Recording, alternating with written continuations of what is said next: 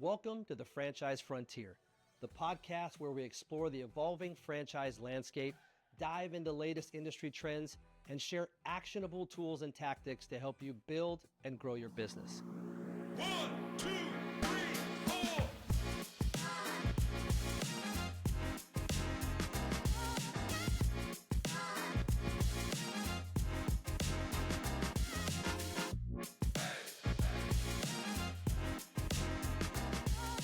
Welcome back, everybody, to the Franchise Frontier podcast, where we dive into wild terrain of business ownership.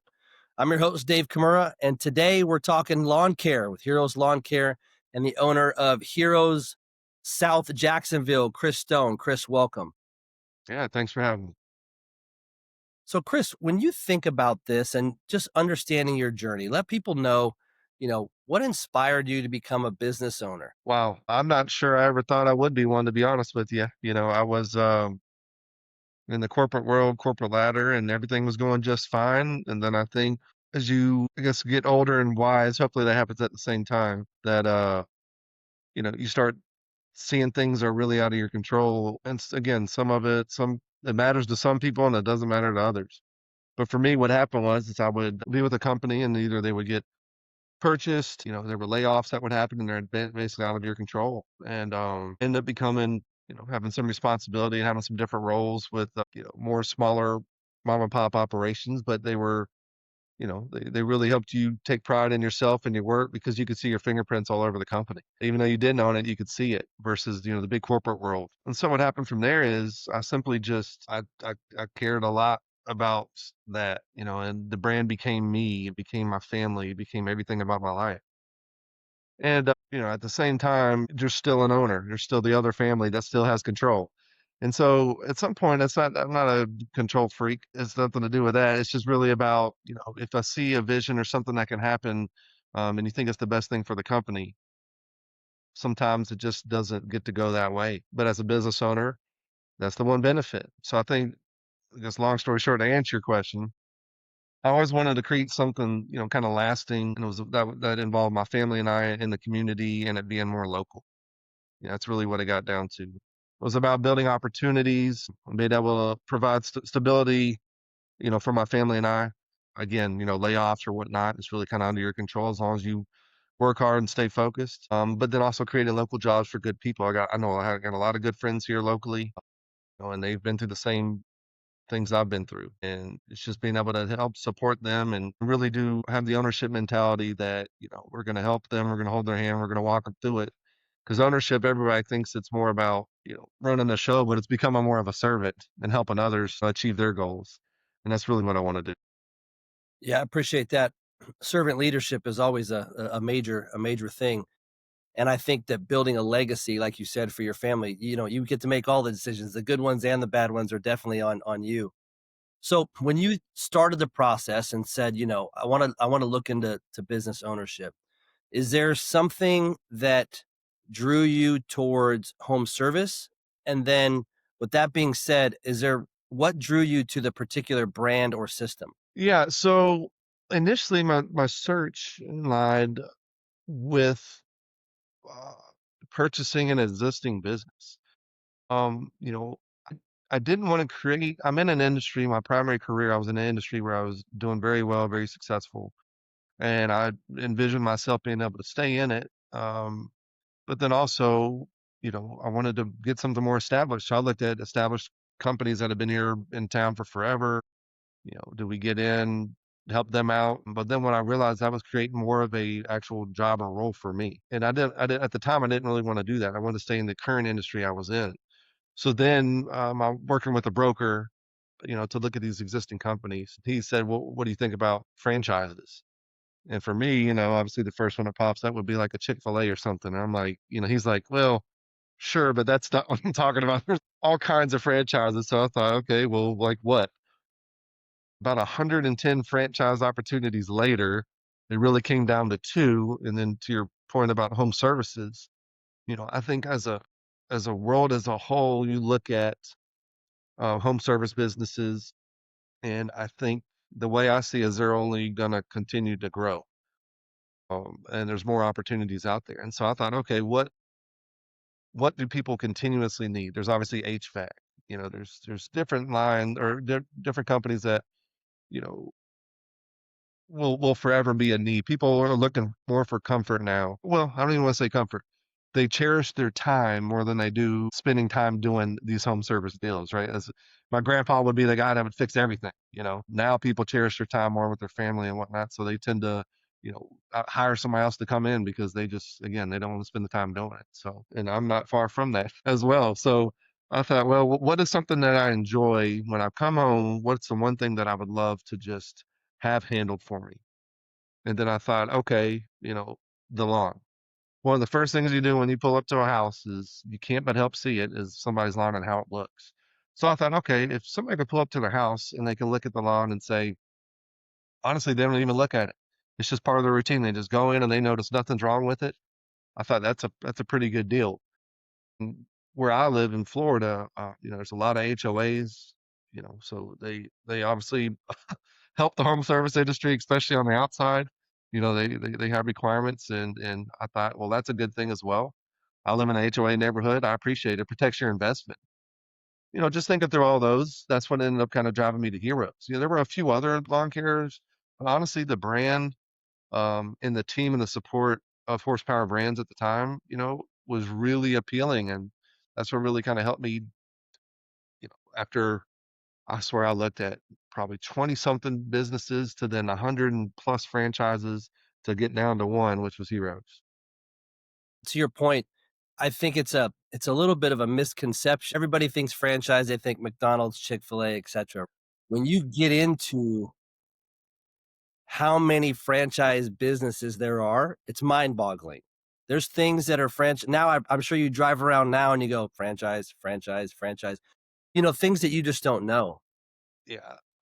And then Again, just in my local area of Jacksonville, Florida, I had no clue there were 100. I literally went on my way to count. I think there was like 115 franchises that were coming into town and needed a franchise, or a franchisee. And I thought, you're right. Now I see it. I definitely see it yeah, now. I think the word you were searching for before was convenience. Correct. Everybody wants convenience now. Can I cut my lawn? Yes, I can. Do I want to?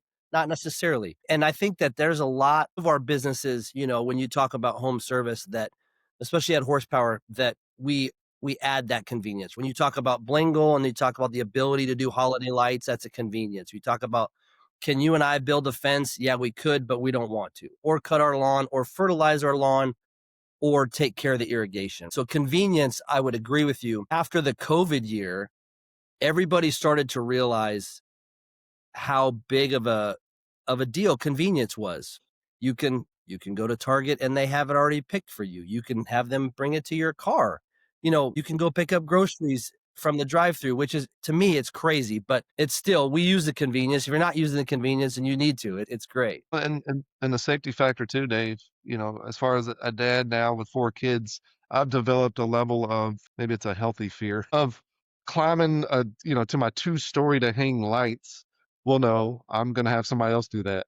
Obviously you want them to be safe as well, but as far as, even fertilization and weed control, chemicals, let the professionals handle it. You don't want to get sick from it or whatever. We have all the protective, you know, gear that we need and to keep our guys safe as well. But again, what does that look like? So that's really where the home service line, again, for me, I have a healthy fear now of heights. I don't want to climb a 2 story building anymore. So yeah, That's also a great point that most people probably listening to this or even thinking about lawn care don't think about. It's the fact that, can I go to these big box stores and buy some sort of weed repellent or whatever that might be? Yes. Do I know really what it's doing to my kids when they play in the yard, to my animals, to whatever? We don't. That's not our job to understand that. And so that's a really good point about having a lawn care provider like Heroes provide that service. You should feel comfortable in the fact that they know those aspects, therefore you don't have to. correct. So, when you think about starting the business, right? Rewind yourself back. What were some of the biggest surprises and challenges? This is an interesting one. I've said it before, and people are like, "Well, isn't that the benefit?" A big challenge for me was getting with somebody like a Horsepower Brands who knows the game, knows what to do, knows the requirements, how to start a business. It was almost like it was harder to start what I deem versus a startup, franchise, or doing it on your own. It was more task oriented up front, but it's because they know. It's almost like, did I really want to learn through failure, or do I want to just have all these incredible long list of tasks that you got to do, but you launch the right way. Initially you want to launch the easy way, but when you look back at it, it's like, okay, they protected me with what all the insurances do I need, rather than finding out, oh, my guy got hurt on the job or something. Everybody knows workers' comp, but there's environmental insurances. There's things, they got the list, the checklist of everything you need. So it was it was, a little difficult at first, but once I got into the rhythm of it, and again, you got good people that'll walk you through the process as well.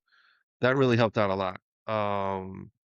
So that was one of the biggest challenges. The other, I think anybody in any industry that does anything is personnel. Um, just finding the good people that want to come on board and be partners with you, and quite frankly, be honest with you, without the equity. Everybody wants that, but and they can get there, But it took me a while to find personnel that's a good partner. I believed in all of them, and they were good for the season that we were in, right? I mean, I appreciate every employee that's come through here. They've made me a better owner, for better or for worse. If I didn't perform right for them, but it taught me. If I try to be moldable, but personnel, learning how to manage as an owner and not just a manager in a company. Big difference. I always thought it was just this little twist on it. I'm running the company, or oh, you own it. It's a big difference. Yeah, you make some pretty good points, and I wanna rewind back for just 1 second. You made a point earlier about thinking about purchasing a business that was already up and running, to your point about, not knowing how many franchise businesses there are, etcetera. Sometimes what people fail to understand is, while the numbers most times, if you're gonna purchase the business, are good enough to make you interested in purchasing it, the fact that you are going to have to make it your own, shift the culture per se, to be what you want it to be in your business is oftentimes a very difficult process. Now, I'm not saying it can't be done, and I'm not saying, but I think that there's a huge thing about that where we look at the existing business and we say, this business is doing X, it's a good business. But then you get in there and then you're not Tim, the former owner. And it's like every time you bring up something that you'd like to do, not in a negative way, the response is, well, we've always done this. Well, we've always done that. And so I think that I wanted to touch on that to your point about the differences. There's differences in a positive and negative. And then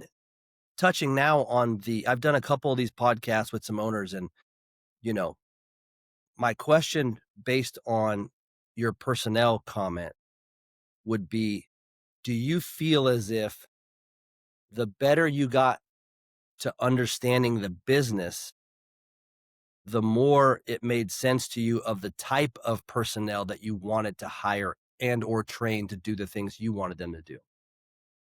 Oh, for sure. Yeah, I think, and again, heroes horsepower, they set you up the best they can, but at the end of the day, it's like speaking with some other owners from other franchises, not just horsepower. We tend to lean on the franchisors like they're going to make our business successful.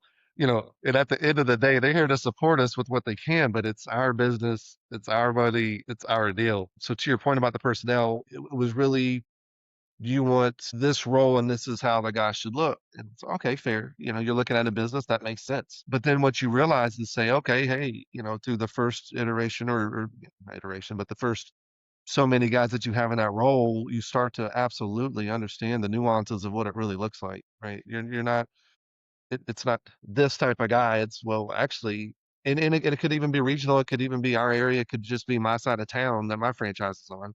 This is who my clients like, need. This is better for that kind of role.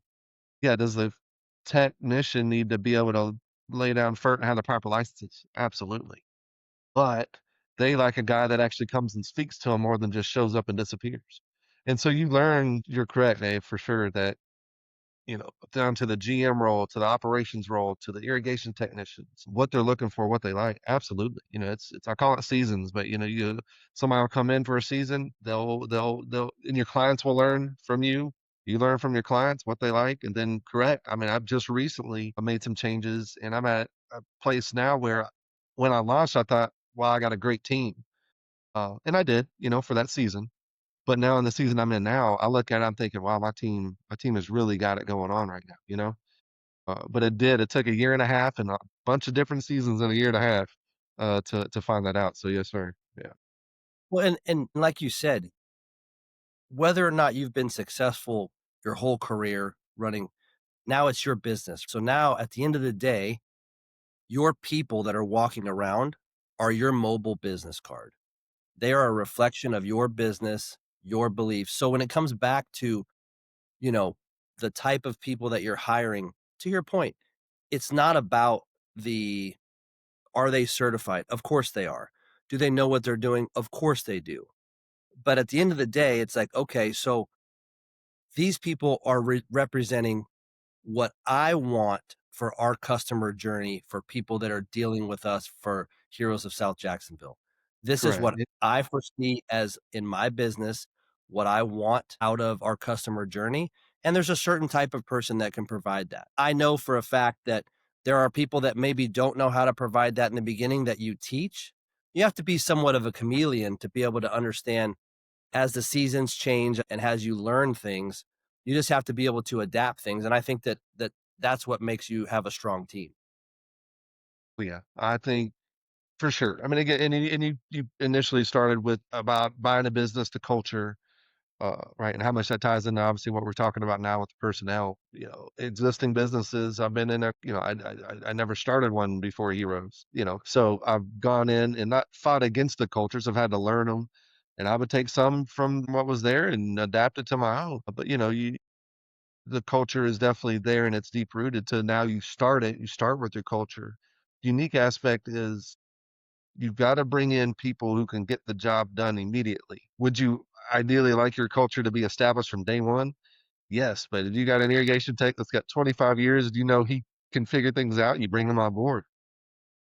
My whole goal is to be able to hire good people, bring them in and train them. Because at the end of the day, I think you can teach people the tasks that need to be, handled on the calls. But culturally, morally, ethically, whatever you're looking for out of your business, you need to find that. And yes, people change. You can help them out with that as well, lead them, guide them. But it's really big if you can just hire good people who show up, want to work hard, and you can teach them. Absolutely.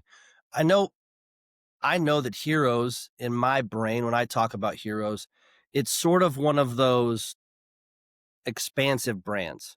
I know that there are, I think, 5 or 6 service lines depending on where you are in terms of territory. And I know that some of them, you don't necessarily have to start off with all of them. So just talk quickly about how you started off and which of the service lines you are using and which of the ones, if any, are the ones that people go, "Oh, I didn't expect that." Right.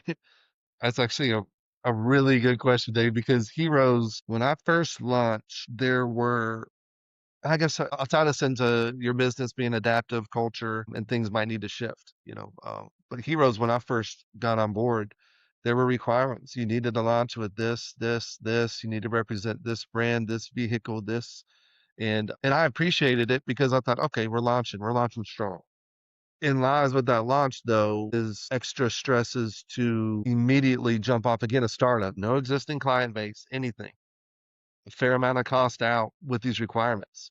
What's ended up happening now is Heroes has adapted because they realized again through the next so many and through us, the older guys, that what does your market actually need? What's the gap in your market?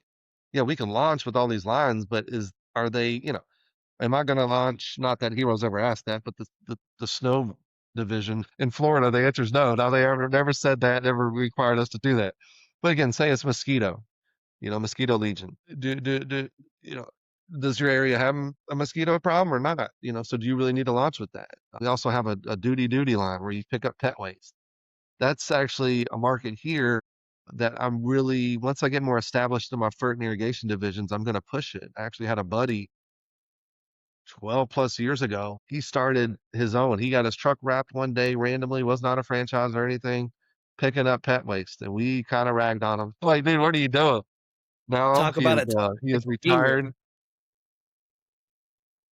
Yeah, well, we're great. And at the time, we were like, what are you doing?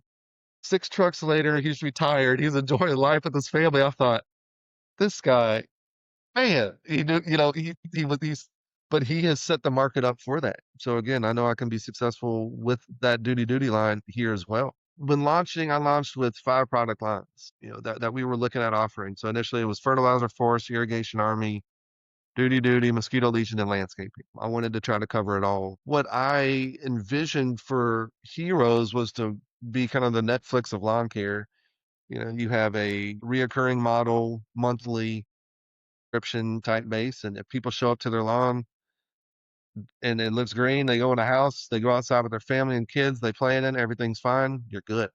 So what I did is I wanted to try to play the long game, and I'm going to kind of pick on myself here a little bit, but then I'm proud of myself as well. But I wanted to play the long game. I wanted to focus more on that reoccurring model. So I knew that once we got to a certain amount of clients, we were set.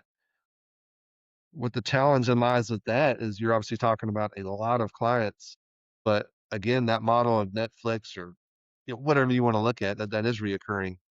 Your local car wash company. I mean, look how much those have blown up.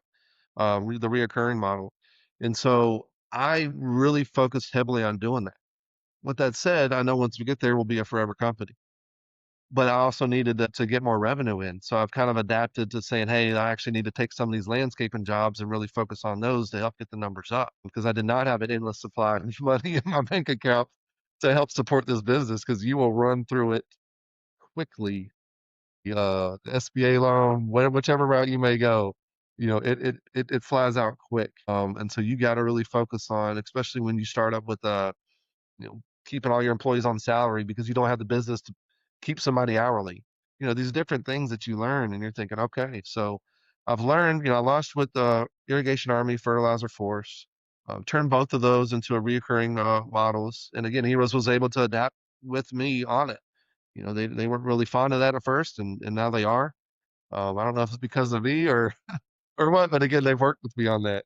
And then, I've really brought in the landscaping model as well to help get the revenue numbers up with some of my fixed costs. Revenue's okay. I like to speak more margin. And there's a lot of margin available in this industry, well, especially in Heroes as well. But, get the revenue in, help cover your cost, and then I can work on building up the model from there and make sure we're a forever company. Have you found that you have any pushback about the fact that you don't cut grass, or do you sub that out, or do you just not offer it for you? It is such a unique thing because I said I never started a company before. I guess that was a little misleading. But in college, a buddy and I bought a couple mowers and started a mowing company. I never really looked at it that as this forever model. I just know I was in college. We needed some extra money for some things that college kids do. And we were very successful in it. So I thought, okay, mowing lawns. But then I thought, as I get older, I'm thinking, my son can go get my mower, go down the street for $20 a pop, take care of the lawns, and all of a sudden we lose that business. So I thought, man, that's a tough model. Nothing against anybody that does it. Eventually, I think I would want to get into mowing, but I did not launch with that mindset. And so where I'm at now is, to your question, Dave, do people call Heroes Lawn Care? Hey, you guys, I need mowing and trimming. I thought, well, this is the 100th call today I received. Maybe I should do it, but I'm going to stick true to my model until I know I'm good and I'm making it before I start adding, all these extra costs in there.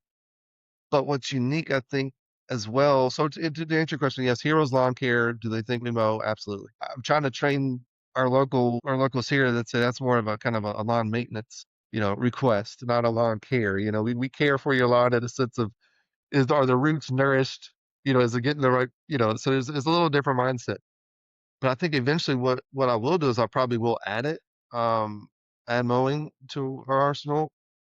But what's unique about it again is we're already in with the clients with more of your higher margin items.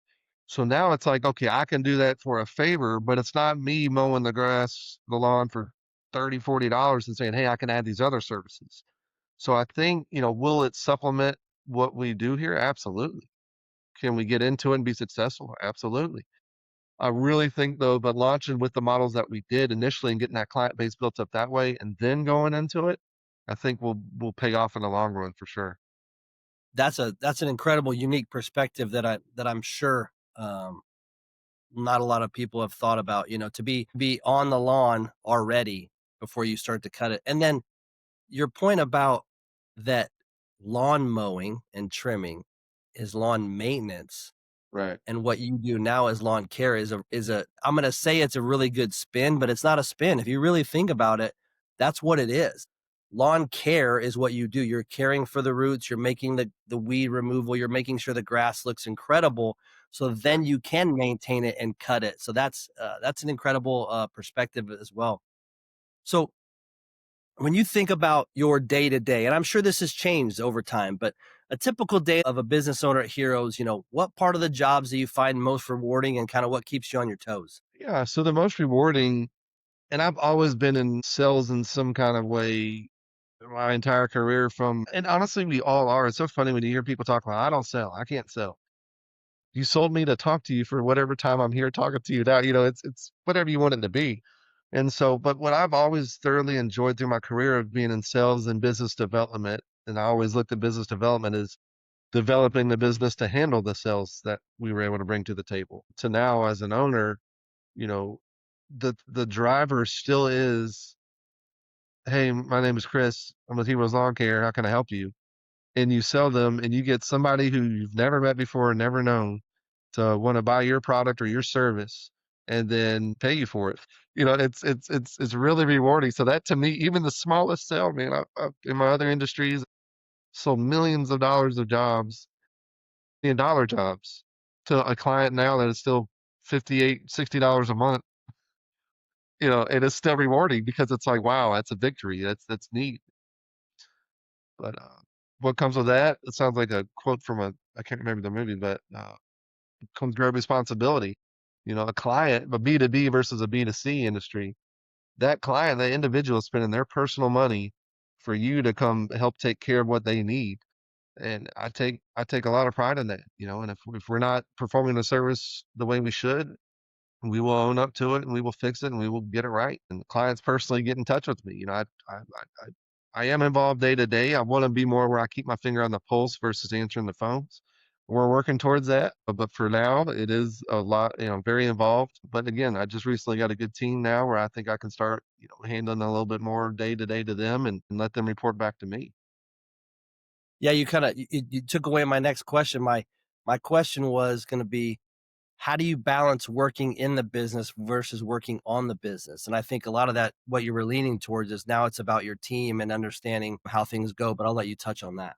Sure. Yeah. When we launched, man, when we launched, it was, I'm going to be this absentee owner and it's just going to be great. I don't think as a startup, in lieu of you having, I don't know, the perfect team that you've had for years that's put together and you just transfer into this, I don't see it really being that way, and I don't mean to make anybody upset if they think it is, but I'm just, at the end of the day, guys, it's your money.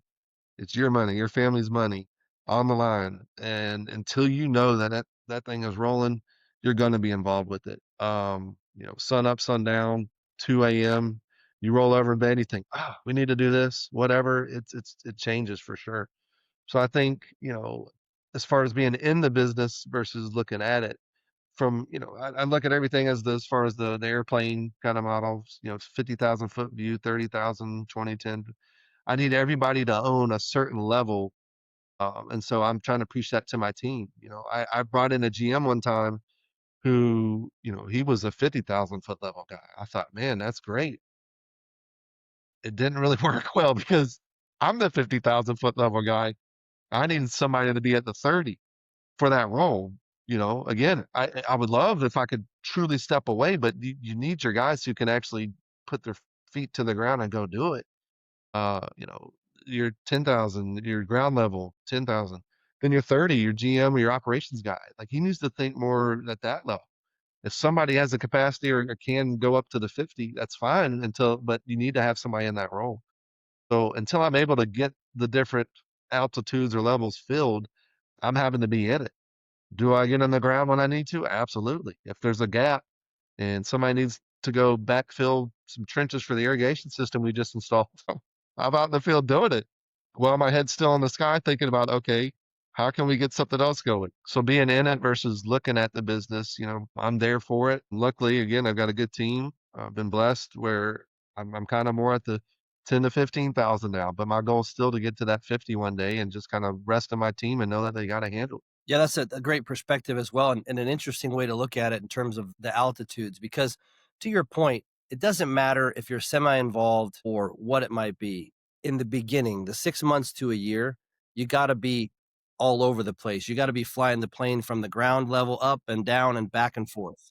And the And I think mechanic playing when it's on the ground. That's right. Yeah. exactly, exactly. And then it's also interesting to think about as you build your team, but your perspective in terms of I'm building it in layers of altitude. I need somebody who's on I need the ground team. I need the 10,000-foot team. I need the 20,000-foot team, the 30,000. So I can then be, that's a incredible perspective. You know, one thing when I think about heroes that I think is an advantage that a lot of people don't think about is when you're in sales and you're trying to help a customer. At the end of the day, we want to know what the customer's pain point is and how we can help with it. You're able to drive down the road and see these pain points. You're able to look and they might not even know it's a pain point, and you're able to say, well, this yard needs X and this yard needs Y, or this landscaping could be whatever. So as soon as you pull up to the home, you have a great idea of the pain point. Is that an advantage, do you think? It definitely is. I think, and then it's also about upselling the other, you know, when you're cold calling or you're out trying to see where these neighborhoods are, in relation to your current client base. Obviously, you got to be careful. To your point, COVID changed a lot, for better and for worse. Somebody goes and knocks on your door. When I grew up, you brought them in, you made them a cup of coffee, and you sat down. Now somebody walks up to your door, they're questioning why are they at my door and what do I even need to go talk to them. So obviously you respect that and understand it. And that's where, the different types of marketing come into play. But to your point, if you go into a new neighborhood or you see an existing neighborhood that has a lot of flaws, again, you can easily see where their issues lie. Do they have an anthill growing where they're, somebody in their house or teenage kid or whatever ran over a sprinkler head, and now you see dirt mounding up and you know that their irrigation system's busted? Absolutely. You can see it. You got, fungus or some kind of bugs or their grass is dying. They got some issues. So for sure, Dave, it's a benefit here. Not everybody can see that somebody's HVAC isn't working. So as far as heroes goes, yeah, you can definitely point out your clientele and there's ways around, the knocking on the doors where you can do ADDM, present more targeted advertising. Do you go to this one neighborhood is new? Well, now you go and say, okay, well, I'm gonna put everything I got to this new neighborhood because I want to be the first person in. Whether it's HVAC or anything, nobody knows who they need until they need it, and then they make the calls and try to find out. So, but definitely, yeah, driving through neighborhoods, seeing it, and my guys know, if they see something, you got your door hangers. Don't try to be too intrusive. Respect people's space, but then sometimes you knock on that door and they'll keep my guy there for 45 minutes. So, you just got to be ready for whatever. But it definitely does help that you can see when there are issues. That is true. It goes back to what you talked about in the very beginning about having the right people in that space, because when you go to the door, can you have a conversation with a Ring doorbell? Because you're going to have to, because they're not going to have a conversation. You're going to have to understand spatial awareness, how to articulate yourself quickly. And so I think all those things come into play. So that's cool to look back on that. If you were talking to, like, what advice would you give someone considering business ownership? What are some things that they should know before taking the leap? You've touched on a few of them, but just in a nutshell. Sure. Yeah. Be prepared for any and every turn that again, even if you've run a company, you've been an executive vice president, you've been the president, but it's still not your money. Just still stay aggressive. I've caught myself getting into the safe mode and it doesn't work well. It's not how America's built. You spend money to make money. And with advertisements and the way that we got to go about it now, stay aggressive, but be frugal. Because again, it's easy to spend the money. It comes in and then it'll go out. So if you're able to be fully funded, self-funded, that's obviously huge. If you've got an SBA loan, be very cautious, about your spend. Get what you need, right, to support your team and what they need, but just be very frugal because it'll go quicker than it comes in for startups. Again, until you get your client base. So I've learned that, and I would say just make sure that you stay involved day to day. It's not so much micromanaging, but until, if you're like me, I didn't have a team established and just put them in this company. I had to go find the team, still finding the team, you know, just definitely be frugal and then find the right people, but look for more people that fit your culture and that have a passion like you do. And I understand now why families get their families involved because the only people that care about your money are you and your family. But you still can find good people out there, and I have. So they're very passionate. So just look for those as well and don't settle. Don't settle. Grind it, Yeah, work hard. and take care of those people. When you find those Absolutely. people, take care of those people. So, are there any, like, key traits or skills that you think are essential for running a business? I would rather have somebody. So I've got a new hire. Actually, we'll talk about this now. He is an absolute go-getter. And even through the interview process, you knew it. Just how he talked. He was passionate about what he did. There's people that sell themselves in the interview process, but you can still tell, like, okay. But when there's somebody that's really passionate, I'd rather have somebody who's super passionate and ready to go get it. And I can say, hey, let's just slow down for a little bit, than try to find somebody that you want to speed up. I think it's easier to have a Ferrari and then slow it down than have a Pinto and get that thing to go a super speed. It just don't work like that. So I think for me, what I found is the guys who are really passionate about what they do. And well, what does that look like? Do you have a guy that likes, I've had got a guy in, guy came in for an interview showing me pictures of his jobs that he's already done. What employee will show you pictures of yards or irrigation systems that they've installed and are proud of it? I thought that's different. Let's give that guy a chance. That's impressive. So people that are just passionate because if they care that way, then you know that they care about the overall as well because they take pride in their work. That's probably the biggest thing that I've looked for. You've got the resumes that look amazing, but when you meet them, they're kind of just going about business, and they're not very passionate. Those are the guys that'll hurt you. They know what to do, but they just don't care. Yeah. So, from that perspective, if you were if you were looking from 50,000-foot view about somebody who is starting a business, are there any traits that they should have before being the business owner? So that's a really good question. You need to stay as far as setting up the business and getting it prepared and ready. Make sure that you're not necessarily in the nuts and bolts. Like you need to be able to have again, and we'll go back to the altitude level, whatever we want to talk about. But you need to be able to be the guy at 50. Sure, this is the concept, this is the vision, this is what we have. Great, but you need to be able to be the guy that can do the zero, the ground level, because there will be days when your guys don't show up.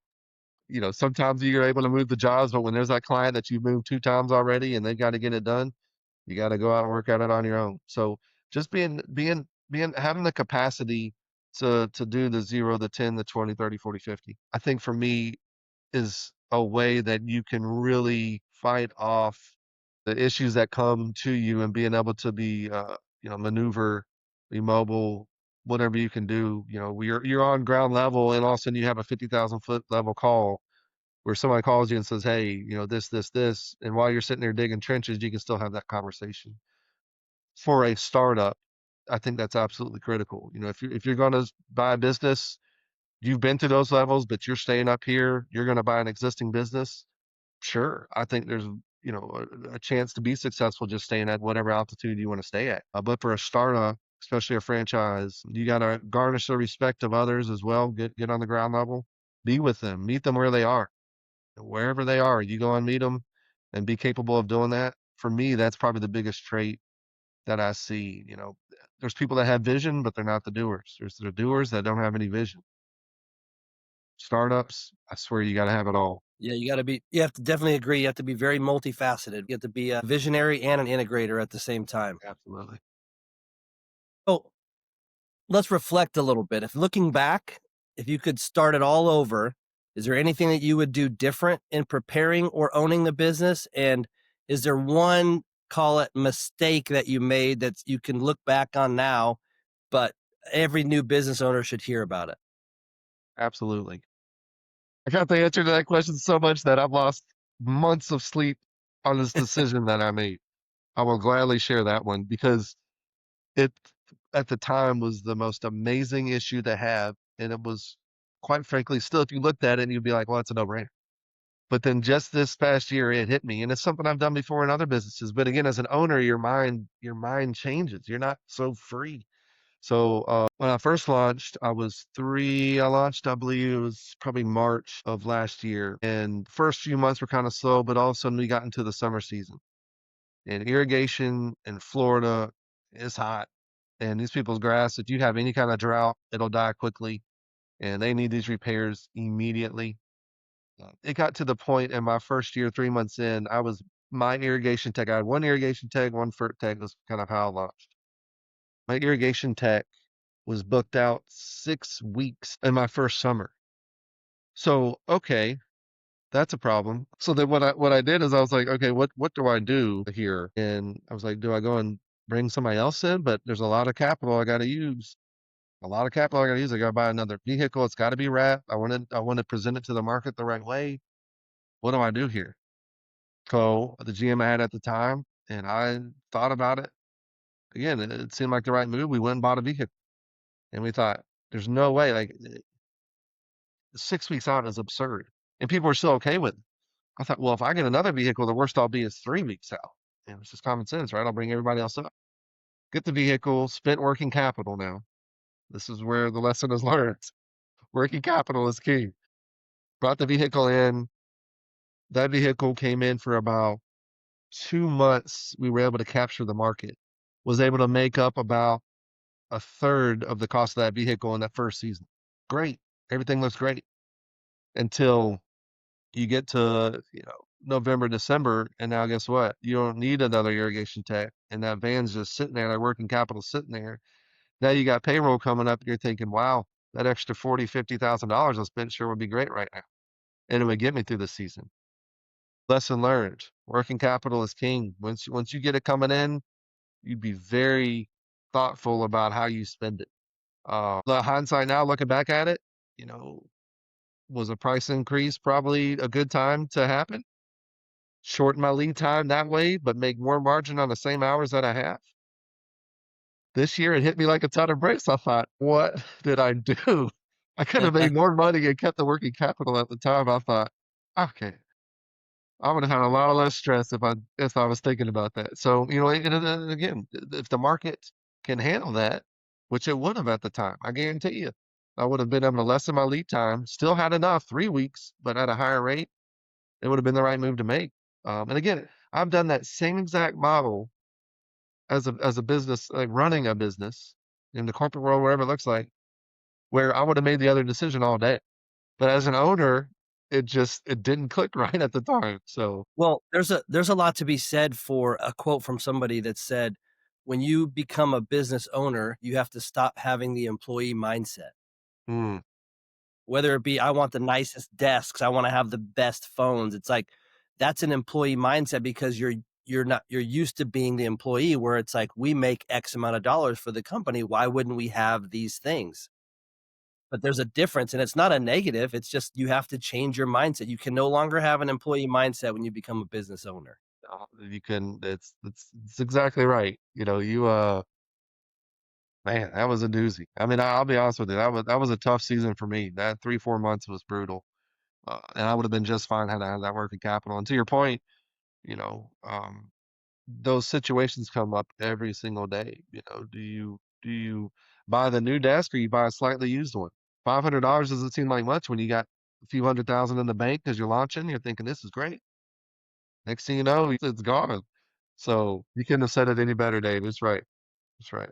Well, if you so That being said, looking back, if you had to start over and do it differently, would you what are there a few things you would do differently, or you kinda are happy the way it went down? I think I wouldn't go back and change any decision, right? It's made me substantially, I earned this wisdom that I've achieved through those failures for sure. But again, I think just, don't be cheap, but be frugal just about every expenditure, every single one. If you go to Amazon, you're like, I need to buy light bulbs for the office.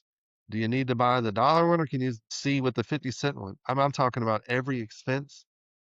I think when I launched, I wanted to just, there was that rush, like that, let's do this and it's going to be okay. And, I didn't really take that time over everything. The bigger ones, of course, everybody does that. It's easier to look at those.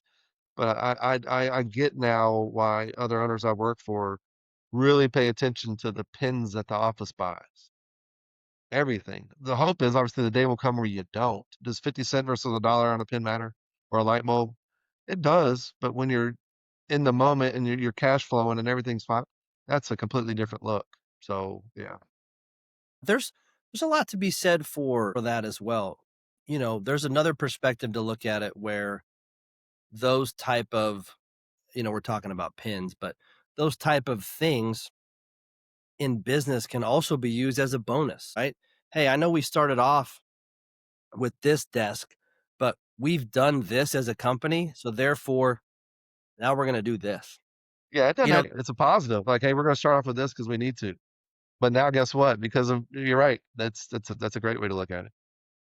so long-term vision for you. What's next? Like, do you see yourself scaling to more territory? Maybe are you seeing yourself that you have the possibility of maybe down the road adding another franchise brand? How do you see it for yourself?